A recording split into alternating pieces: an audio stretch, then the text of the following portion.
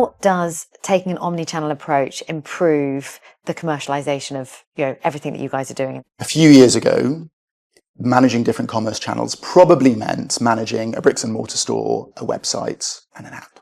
So you had 3 channels. And there you could think about having separate technology stacks and separate teams with their own workflows and maybe some different underlying data working across those 3 channels, because it's 3, but it's just 3, it's not overly complex. And now what you can see is that there is this explosion in the possible transaction points that consumers are demanding. So you now have social commerce, where every social media site has its own kind of e-commerce setup. It's a transaction point. You have in-ad advertising. So you could be browsing an ad on your favorite newspaper site, and that is a transaction opportunity. You have in-game advertising. You've got in-stream advertising when you're watching connected TV, so you can purchase the products, the clothes that your favorite characters are wearing. And you can see that this trend is just going to continue with things like Apple Vision Pro becoming more mainstream. Of course, you'll have immersive commerce experiences. Metaverse, I think you're only just scratching the surface in that. As cars become more connected, that will become a transaction point. So you can see how for brands, you've gone from managing 1 or 2 or 3 channels to suddenly thinking about managing this explosion of different channels. And you can see how that trend is likely just going to accelerate further. So I think what we're seeing is a lot of brands move from almost this kind of whack-a-mole approach, where when they went from 3 to 5 channels, they could say, okay, let's manage that channel. And then a new channel pops up and they say, okay, let's set up a new workflow and tech stack and data infrastructure to manage that channel. But it soon gets to the point where it's totally unmanageable. And it also gets to the point where it is very, very challenging to have a coherent consumer experience across all of those different channels, because of course consumers expect things like a personalized experience from channel to channel and a seamless experience where if you add a product to basket on your social commerce environment and you then go to the app, you expect the basket to persist. And so what we're starting to see is brands row back from this almost arms race just to add a channel, add a channel, add a channel, and think about how they can build a centralized capability onto which you can bolt these new kind of commerce endpoints, these storefronts. And in order to do that, what you need is a kind of consistent underlying technology infrastructure. You need a consistent kind of data infrastructure so that you can recognize that the same person is transacting with you on Instagram as was on your app yesterday. And then you also need processes and workflows and operating models that are not just channel specific, but think about the consumer experience. And then the way you surface that, the commerce endpoint, is almost just a kind of the result of everything that happens underneath. And if you're able to do this, you get to this really interesting approach where you're revisiting what it means to be headless. Where previously headless often meant what you could do is you could swap out the front end relatively easily. And now what retailers are having to do is manage 10 or 20 or 30 different front ends simultaneously. But if you've got that common underlying infrastructure, it becomes quite easy to sustain multiple endpoints, multiple kind of heads or front ends at the same time. And at that point, when the next channel comes along, it becomes much easier just to bolt that front end, bolt that storefront onto that common underlying approach.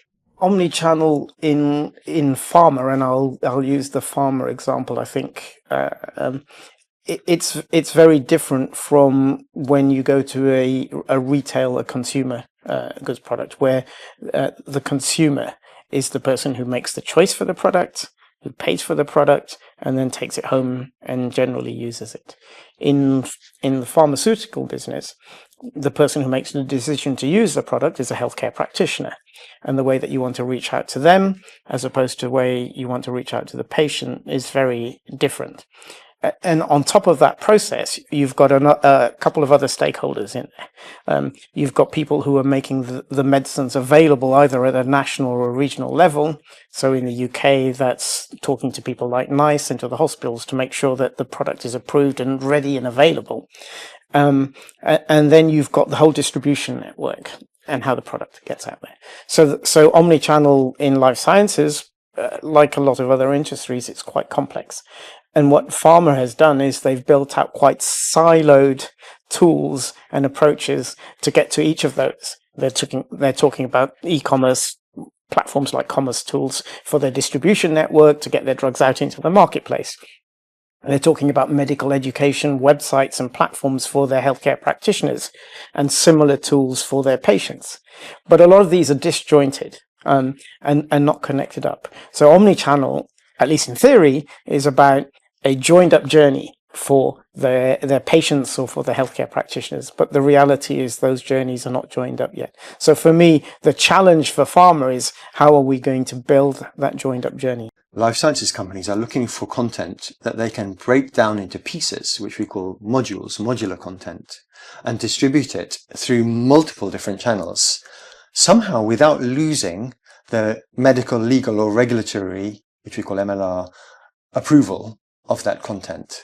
So many companies are searching for a more modern, more modular content-related solution to allow them to take their considerable wealth of content, which may be in many different languages, because a lot of these are global organizations, and distribute it through modern channels. This is a fantastic business challenge that EPAM is very well placed to support because of our experience. I live in maybe a slightly different world. I've got 3 kids. I'm a DIY fanatic. I don't mind saying that I've got 2 shopping apps on my phone. One is Amazon and the second is Screwfix. So Screwfix I love. They're a brand who they really understand their customers. Okay, their customers are people like me who are weekend DIY fanatics, and also small tradesmen who are men and women who are perhaps on site fixing a shower. They've really fine-tuned their offering now, talking about personalization and targeting, in the sense that they can do like a 1-hour delivery. So rather than making you come to the Screwfix store to get the stuff, and knowing that as a small tradesperson, if you're off-site, you're not getting paid, they'll deliver it to you within an hour. I mean, so you can get on with the job, and you can close out that deal that you're working on. What I love about it, and again, it kind of crosses over into Omnichannel too as well, is the fact that they now have the online web experience. They have 1,000 stores. They have the app experience. What I do is often I'll be dropping my daughter to her drama class on a Saturday morning. I've got a few minutes in between. I might start on the app and search for a new light switch that I need. I can add that into my basket. When I get to the store to pick it up, I essentially scan a QR code. They import that straight into the system, identify who I am with the right basket quantities, and then I'll say, look, can I just have a look at that one? They'll go and get it from the warehouse, check that's the one I want. Again, they understand that I'm time pressured, that I need to, sometimes I need to have a better understanding of what I need and what I want. And I just think they do it. That's just, for me, it's a great example of really fine-tuning, understanding your customer. So what I said earlier about that's where it has to start. It has to understand your demographic, who you're selling to, and the pain points that they might be experiencing, and in order to target things. Composability is absolutely key to this. If you are focused on a more kind of traditional monolithic approach, then you are constrained to move at the pace of your chosen monolithic provider.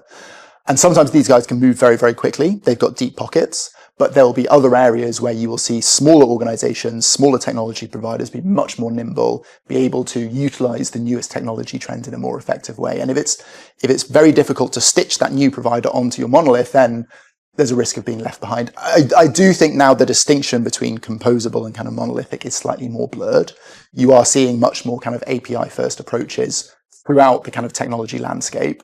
But I still think ultimately being able to bolt on new technology providers and being able to integrate them into this kind of composable approach is absolutely key to staying ahead of the competition. Otherwise, as I say, you're constrained to move at the pace of your slowest moving component, and that can't be the way to do it. So if you enjoyed today's content and you want to hear more, then please go and subscribe to EPAM's YouTube channel, where you'll find lots of other content, but also a very specific content stream around the retail race. But also, please do go and check out the amazing individuals that I've been interviewing. We will pop links to all of their LinkedIn profiles in the notes here somewhere, and stay connected, guys.